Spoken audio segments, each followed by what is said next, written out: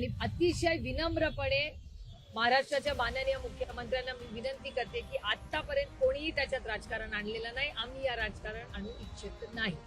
तुम्ही त्या कुटुंबाला न्याय द्या आणि असं परत ह्या छत्रपतींच्या महाराष्ट्रात होणार नाही याच्यासाठी एक हाय पॉवर्ड कमिटी करा, तज्ज्ञ घ्या त्याच्यात.